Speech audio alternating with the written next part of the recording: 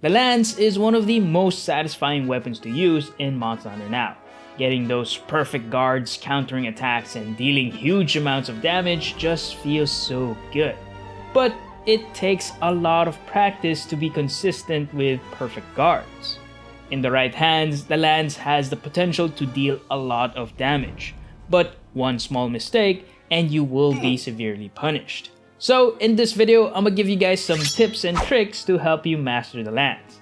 We'll cover everything from basic controls to combos, all the way to some advanced tips that will help you maximize your health and damage when using the lance. On to the basic stuff first. Now, if you know all the moves you can do with the lance, then you can skip ahead to the part where we talk about perfect guards. But if not, stick around, because the lance has a lot of moves, and I'm gonna give you guys some tips on which moves to use more often and which moves to avoid. Now, the lance has two parts, the lance itself and a huge shield. To attack, simply tap and you will perform a thrust, and there's two types of thrusting attacks, a forward thrust and a high thrust. Note that the high thrust deals more damage, and we want to use this type of thrust more often. But in Monster Hunter Now, the game determines which type of thrusting attack your hunter will use. But later on in the tips and tricks section of this video, I will show you a way to influence the game's system to use high thrust more often when possible. Swiping left and right with the lance will see your hunter perform a sidestep. Swipe up and your hunter will perform an advancing step. Now, the sidestep and the advancing step are not meant for dodging attacks. They're simply for repositioning. You can string multiple sidesteps at a time to reposition yourself in front of the monster's weak spot. But if you want to dodge attacks, the back hop is your best option. You can swipe down twice and the second back hop will go farther. Perfectly evade attacks and you will follow up with a powerful wide slash. So dodging is not the best with the lance. Its best defensive option is its shield. Instead of dodging, we need to use its shield to block attacks. To do that, simply tap and hold and you will bring up your shield. Now, there are a series of different follow-ups you can do while the shield is up. When you block attacks and you get knocked back, you can follow up with a powerful leaping thrust that hits 3 times. Now, you can also reposition yourself when you get knocked back. Simply swipe left or right to use a guard dash before you tap to follow up with a powerful leaping thrust. You can also influence your knockback. After guarding an attack, simply swipe down to force your hunter to get knocked back so you can follow up with a powerful leaping thrust. While the shield is up, you can also swipe up to perform a running charge. If you do nothing, your hunter will continue running while stabbing through the monster, and it ends with a powerful, strong thrust. But you can also stop your hunter from running by tapping.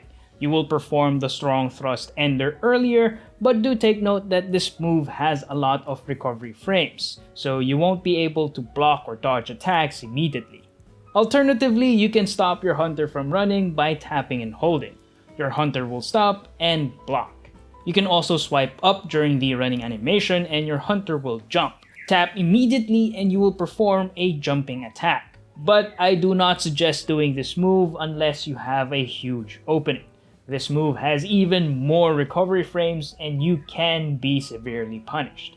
Now, the final follow-up you can do while the shield is up is the counter thrust.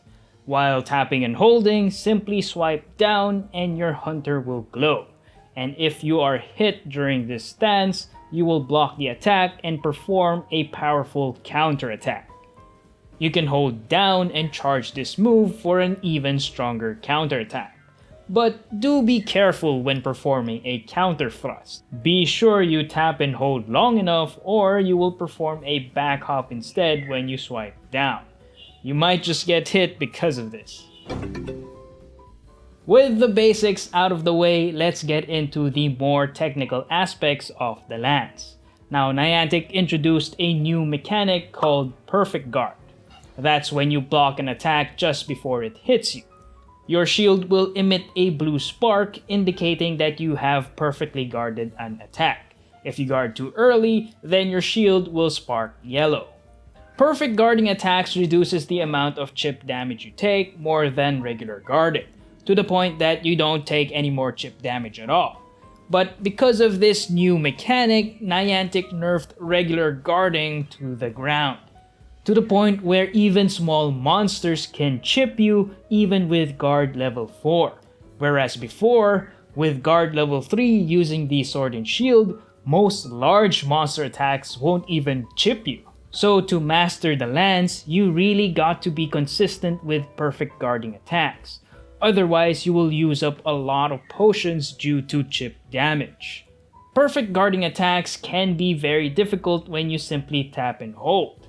It's harder to time than just doing perfect dodges. In my opinion, it's easier to perfect guard attacks using the counter thrust.